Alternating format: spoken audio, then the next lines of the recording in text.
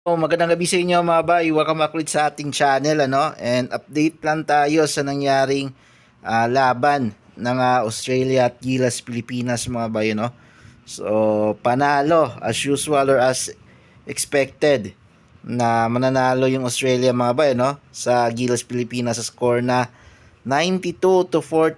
So tambak malala yung Gilas Pilipinas mga bay Actually, maganda naman yung naging first half ng Gilas mga ba, I think nasa 12 points na yata yung lamang ng Australia going to second half. Doon talaga sila bumomba. And yun nga, sobrang overall sobrang pangit ng naging laro ng Gilas mga ba, kung napanood niyo yung buong laban. First half siguro pwede na pero buong second half talaga wala. Ang lala. Grabe, tambak malala yung ginawa ng Australia sa Gilas. So, sabi ko nga, okay lang na matalo, pero at least sana maganda yung pinakita ng Gilas or dikit man lang. Hindi wag silang magpatambak sa Australia kasi Australia yan, rank number 6 in the world yan. Okay? So, sayang kasi eto makita nyo dito sa box score sa quarters. First quarter, 33 yung in-score ng Australia, 14 sa Gilas. And then dito sa second quarter, dito maganda yung in-score ng Gilas. Maganda yun ang depensa nila dito. Na limitahan nila yung Australia to 8 points lang. Okay? And then dito lumang tayo with 13. Ayan. And then pagdating ng third quarter, ayun na. Dito na. 22 points sa Australia, 10 lang sa atin. 29 sa fourth quarter, 12 lang sa atin. And isa pa sa napalala ng natin, is ang dami nating turnovers. Ayan, so 19 turnovers kung di ako nakakamali habang 8 lang sa Australia. And grabe yung depensa ng Australia sa second half. Check natin dito. Biggest scoring run is 16-0 sa Australia. Sa Gilas naman is 5-0 lang. Ayan. Tapos check natin yung box score dito. Makita natin talaga kung yung stat differential grabe sobrang pangit ng naging laro ng Gilas given na hindi naglaro si Brownlee talaga kahit naman siguro maglaro si Brownlee siguro talo pa rin tayo kahit maglaro si Brownlee pero siguro hindi ganito katambak kung naglaro si Brownlee. Ayan. So, ang lala ng natin, 35% lang yung field goal percentage natin. Ayan. Tapos, rebounds. Dikit naman actually sa rebounds. Actually, maganda yung pinakita ni Motor Mike Phillips sa game na to. Okay. Nakailang dakdak siya, dalawa. Meron siya atang 8 points and then 12 rebounds sa game na to. Kagaya nga ng sabi ko, magiging secret weapon natin dito si Mike Phillips.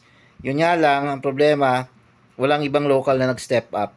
Okay? I think wala yata naka-double digits. Mamaya check natin. Walang naka-double digits sa player natin. Ayan. Makita nyo, grabe yung steals ng Australia mga ba. 12. Samantalang sa atin, 3. Ito. Turnovers. 19 yung sa atin. 8 lang sa Australia. Grabe. Yung mga turnovers na to, halos nasa fourth quarter and third na to buong second half nung lumaki tong turnovers natin. Ultimo pag inbound, grabe. Naaagaw, turnover, pasa, turnover. Half court violation, meron pa. Okay? Naubusan ng oras, hindi natatawid ng bola, grabe. Wala. Kahit si RJ, hirap magtawid ng bola Walang nagawa si RJ. Biruin mo yung nila dito, yung best scorer ng Australia dito is guard si Moton. Cotton meron si Moton. Mas maliit pa yun si RJ Abarientos pero grabe. Dinaig pa si RJ. Wala man lang yata naging punto si RJ sa game na to. Ayan. Grabe yung nila. Ang masaklap kasi dito, makita nyo yung fast break points. Ayan, 20 sa Australia, 4 lang sa Gilas. And then, pag nakakapag-turnover, points of turnover tayo, makita nyo 30. Ayan, yan yung masakit dito. Nata-turnover pa tayo. Yan kada turnover natin, nakaka-score sila. Yun yung masakit dito. So, check natin yung player stats, sobrang lala. Pero okay lang, non-bearing naman tong game na to. Pasok na naman tayo sa second round. Yun nga lang, nasa third seed tayo. Hindi pa natin malalaman yung kung pang ilan tayo sa rankings, ano? Pag nag-merge na yung group natin sa group, kabilang group, yung Jordan, Iran, and Syria. So, mabilis lang yan kasi magkakaroon ng yung second round, magsisimula na sa August 28 and 30 yata. Diyan, dito yan gaganapin sa Pilipinas. Mga kalaban natin dyan is Jordan and Iran.